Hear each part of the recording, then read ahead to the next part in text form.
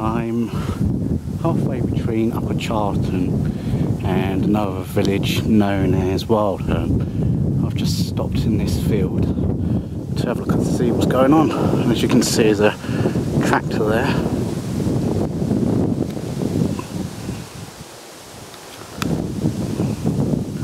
And the farmer has made a start at harvesting this field.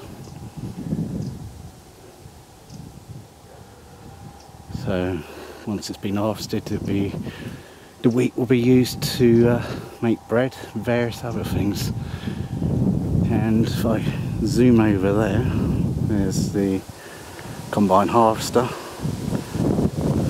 That's the trailer that gets hitched on the back, or sometimes it just gets hitched onto the tractor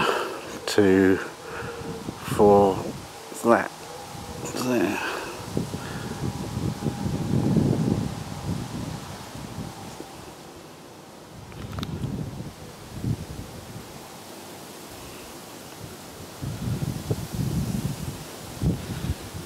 I don't think they're going to be doing any harvesting today because yesterday there was a lot of heavy rain, a lot of flash flooding. Just going to have a look at the crop.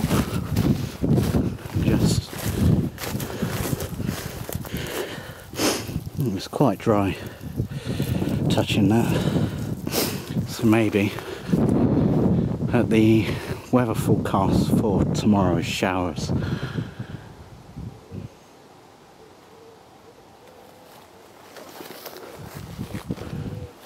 Just turn around here.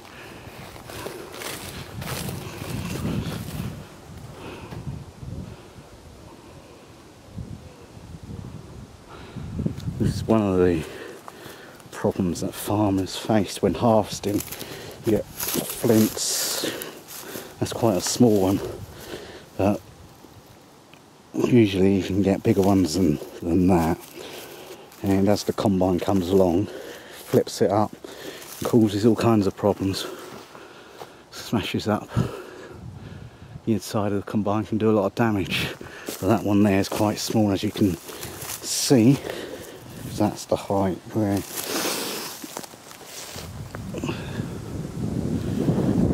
There's a rabbit on the side there, see what pick it up. There you go. Just hopped into the side of the hedge.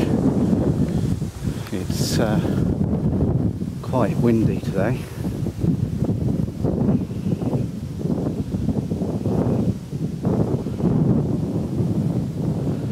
Just want to touch on something which I mentioned in a previous video about companies in the UK moving work abroad to other countries. I think a lot of it is to do with greed. As the old saying says, money is the root of all evil.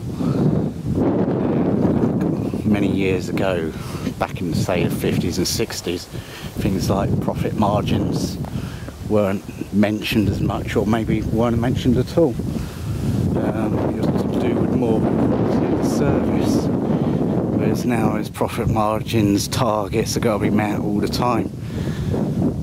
So they think, well, how can profit margins be met and how can we keep increasing our profits?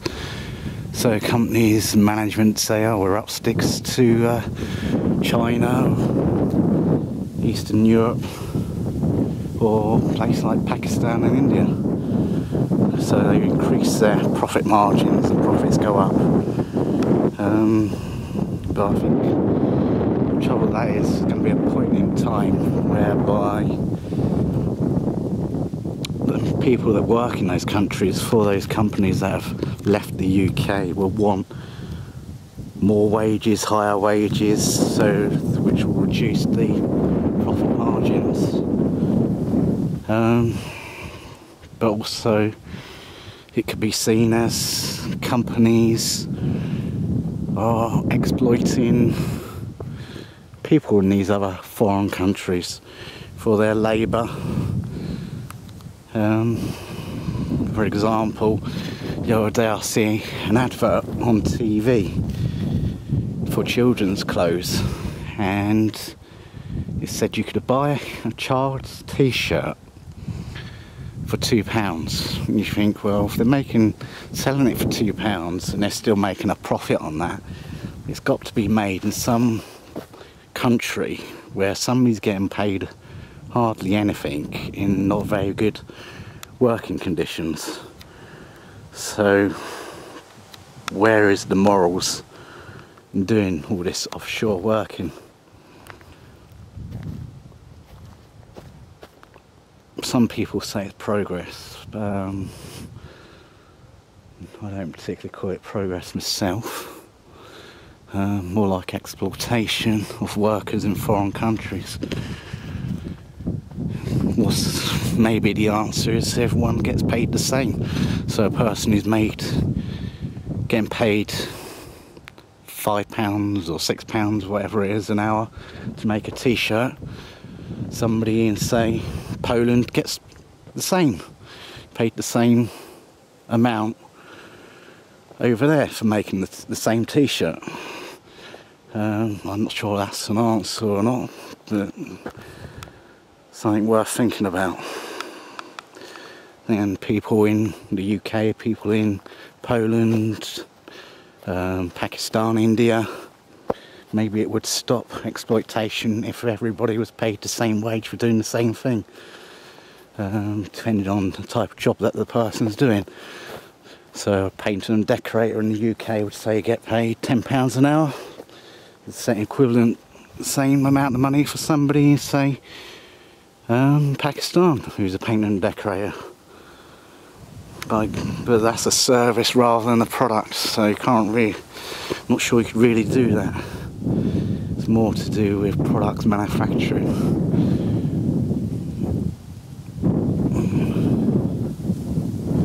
I've got nothing against outsourcing myself. I can see why companies do it.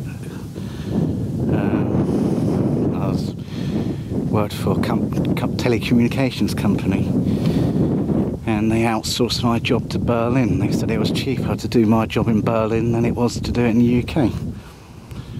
And I actually helped with the transfer of my job and role to Berlin. I didn't see the point in getting angry about what had happened. It's what was chosen to be done. And when the person from Berlin came over to the UK, I showed them what I'd done, what procedures to follow, etc. They were quite nice people. So I think it's a case of how do you get the right balance throughout the world, as everything is now seen as a world economy rather than an individual economy for each country. How do you get the balance right with pay so everyone's treated the same? But I could talk about this for hours.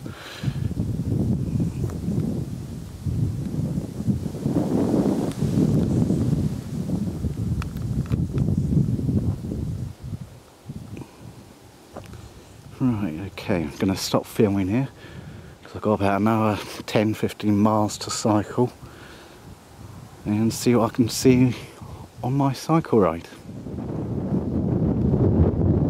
I've just finished cycling through Wild Hearn and on my way towards Hurst Bourne Tarrant, so I'm about halfway between the two locations. Before stopping, take some photographs of this landscape here. Just zoom in for you to have a look. So going on down there.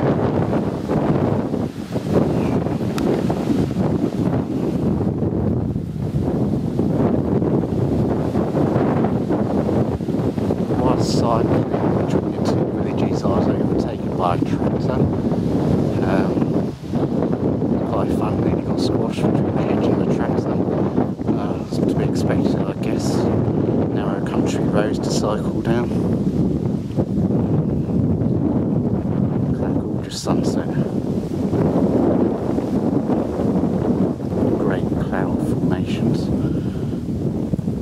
also cycling over the past, I suppose, 5-10 minutes ago. Got caught out in a rain shower. It wasn't too bad because it didn't last too long.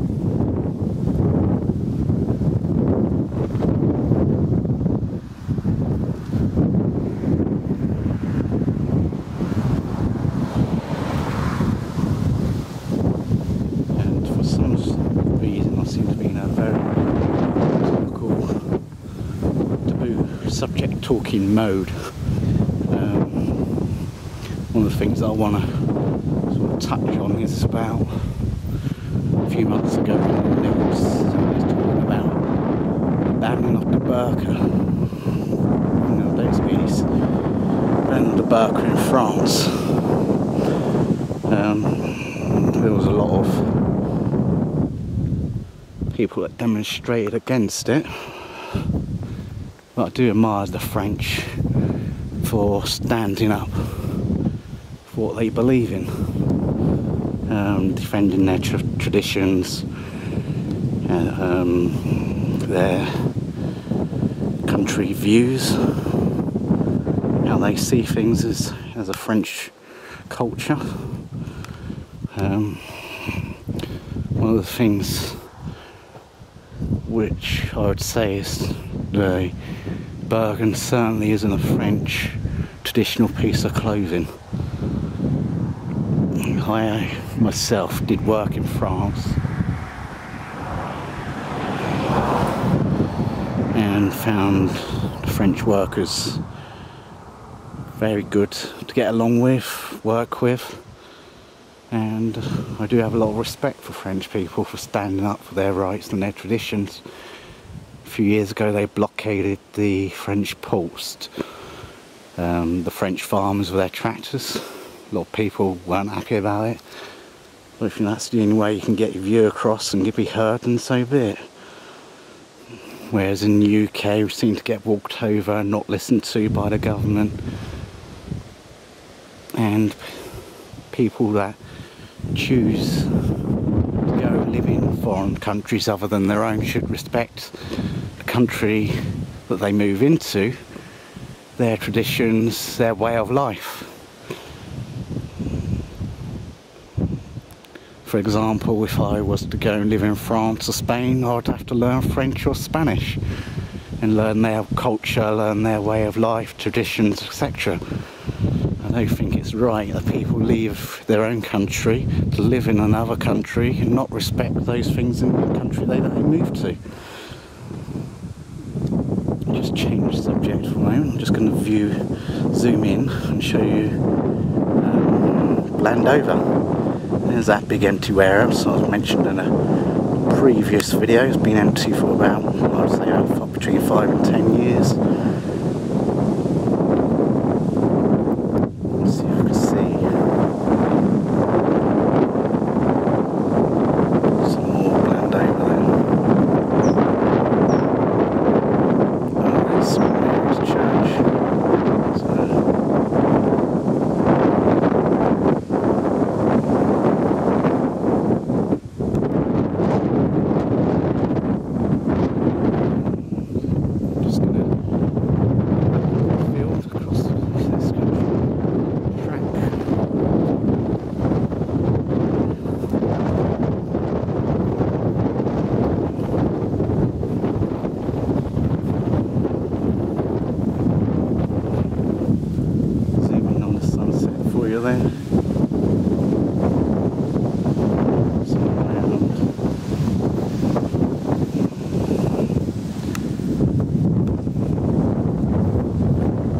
If you're a foreign person living in another country other than your own, just respect for that country's way of life, traditions and their views. It does annoy me, I find it disrespectful when I'm out and about and foreign people are talking in their own language other than English. Fair dues if they're here on holiday and that's fair enough, or here on business, that's okay.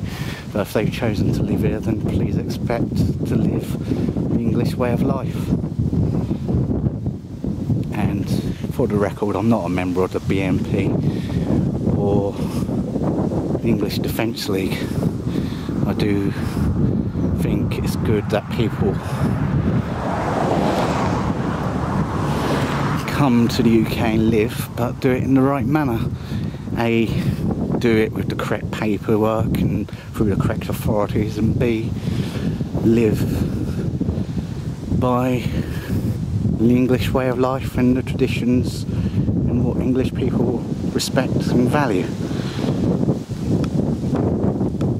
On that note, I'm just going to finish this video and do a bit more cycling on to my next location.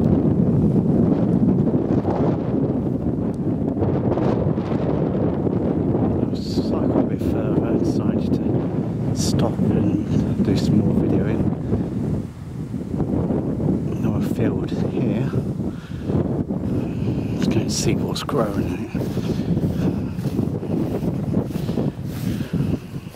It's actually a wheat field. If there's barley, you would have like longer, what I call whiskers coming off the end here. So that's how you can tell the difference between barley and wheat. So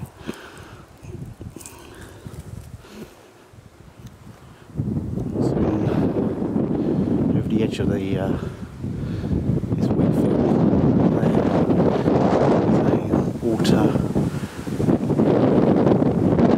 tank reservoir.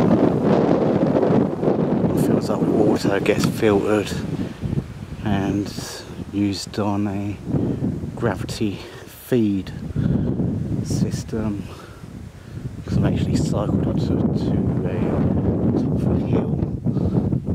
Gravity feed helps the water get taken down to the villages of Wild Hearn, Charlton, various other villages around here. They're either halfway down the hill or at the bottom of the hill. Behind those trees is Wild Hearn. And then if I zoom in here,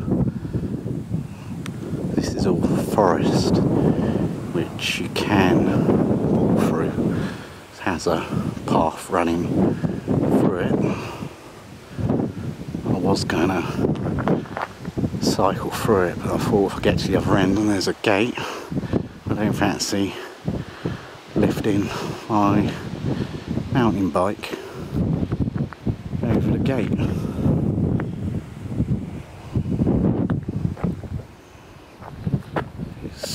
What I've found interesting is over there is Blandover, and as you can see, Blandover behind those trees, it's got like a misty type of rain, and whereas over here it's partially cloudy, and I've noticed the temperature difference between cycling in Blandover and cycling around this area. The temperature does seem to be a little bit higher.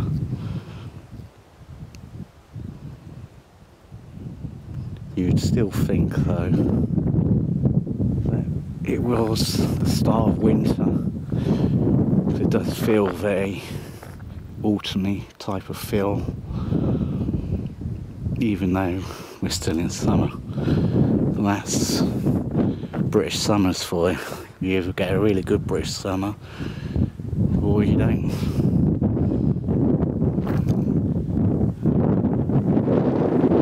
I do like that sunset behind those trees.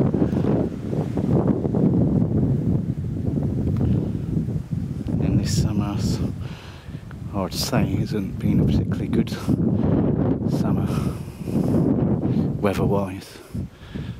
I would say the temperature is about between 5 and 10 degrees below what it should be for this time of year. But on the other hand, I guess it could be worse, it could be raining. At least I've managed to get out and do some photography this summer and make some videos, so it's not all bad news.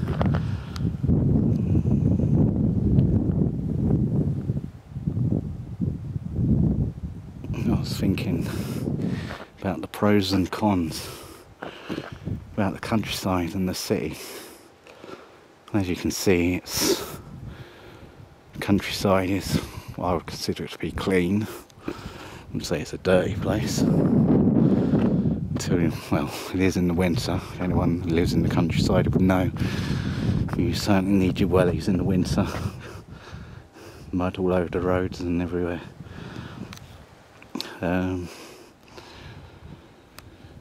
Another thing about the countryside, very little public transport.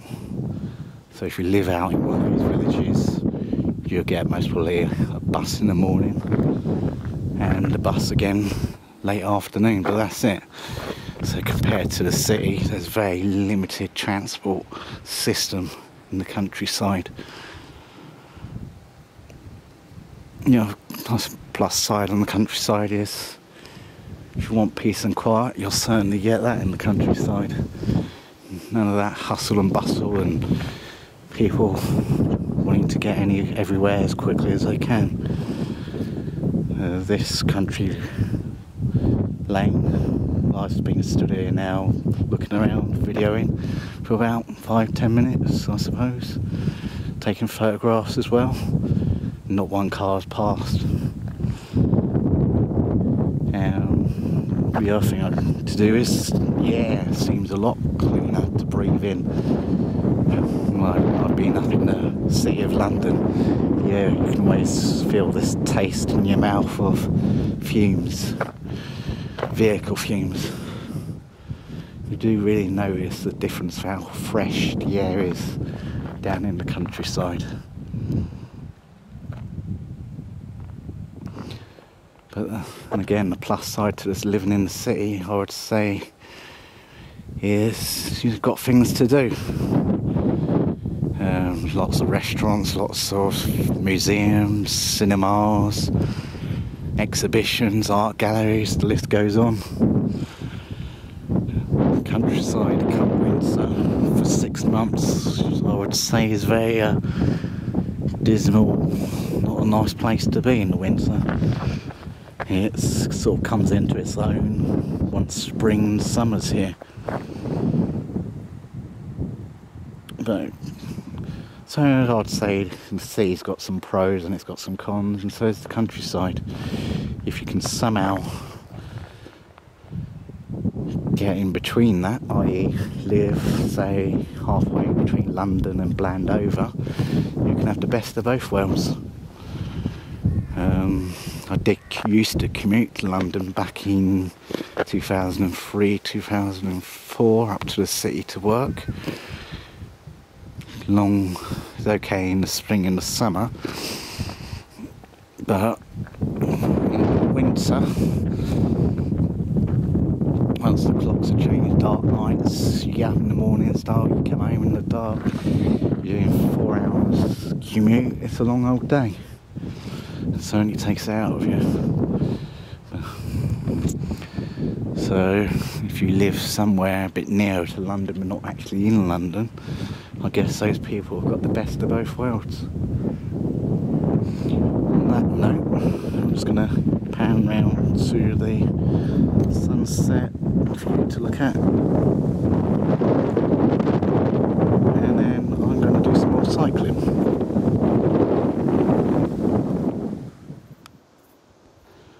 Okay, I'm near Hurst Bourne Tarrant. Before I get to Hurst Bourne Tarrant, this is a view that landscape that I've come across many times, and I thought I'll stop and share it with you. As you can see, it's quite nice field, trees, sky. Sometimes you get a few deer or hares and rabbits on the edge of the field here. I'll just zoom in there, and that's the flour mill in Blandover.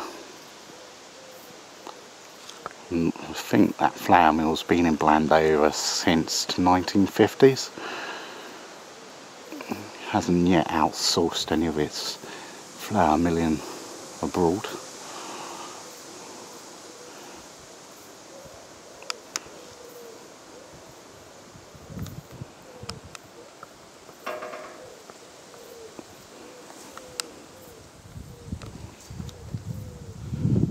Another field that's yet to be harvested.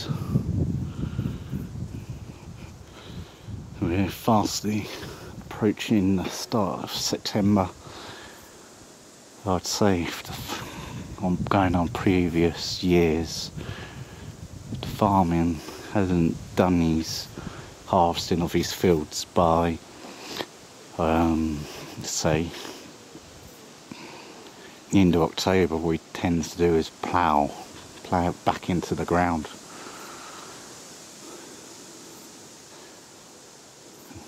And considers it a loss of money, because of the effort that he's put into the ground, ploughing it at the beginning, and B, the seeds that he put into the ground to get the crop, and also the money on fuel for tractors to plough it back in the ground.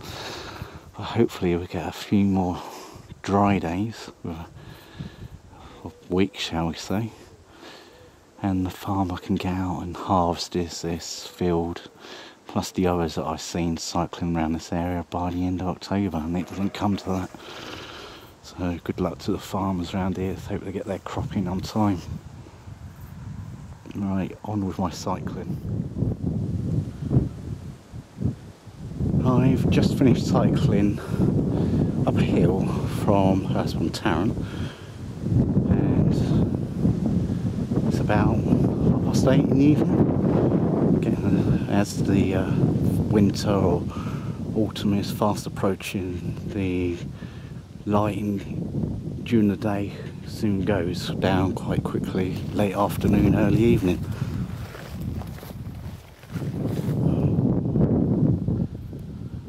This is obviously waiting for a tractor to come along and take it to the next field to be harvested, or a combine.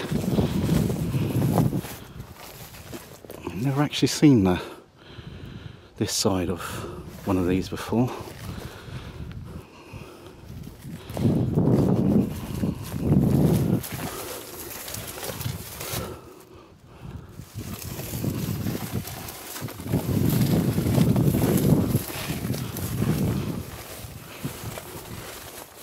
So obviously the bit that rotates as it's doing the harvesting and pulls the crop in.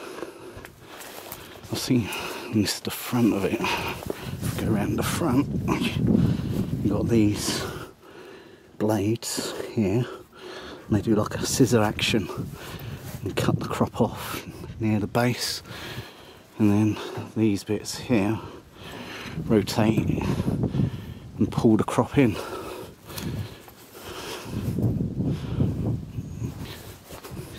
Looking at the colour of it, I'd say it belongs to a class combine rather than a John Deere. John Deere's a lot darker green than this. And then you've got the other bit that rotates. That bit there goes around, pulls it into the centre of the combine. The wheat. Yeah, class.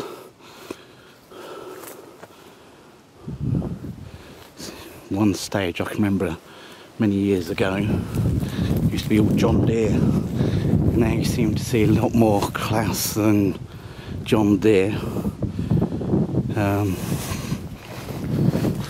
I guess it all comes down to the price and what the farmer can afford to buy. So that's that. Sunset, nearly gone, not much left of it. And I've got to cycle down through that forest which runs along there to get back to Blandover. I've had my battery for my halogen lights on charge today for a few hours. And just switch it on.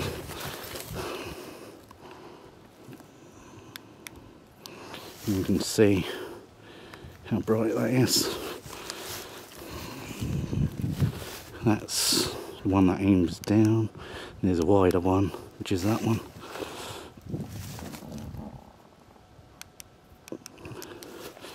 And then I've got the one down the bottom here, which I use for looking out for potholes the council can't be bothered to fill in. But, and your hazard warning lights. Don't know why they bothered to put hazard warning lights on a bicycle, mountain bike torch, but there you go. And then at the back, got this other light, and there's one further behind, like so. So they're all lit up like a Christmas tree. Not that they get many cars come down these country lanes on this time of day or time of evening, shall I say. Just looking over there towards Blandover, where you can see the street lights. It does look kind of misty, and rain looks though it's sort of getting into that area, so it may get a bit wet coming into Blandover. Never mind. I shan't shrink. Okay, right. Enjoy the rest of your day, evening, wherever you are in the world. I'll be letting you get on. Bye.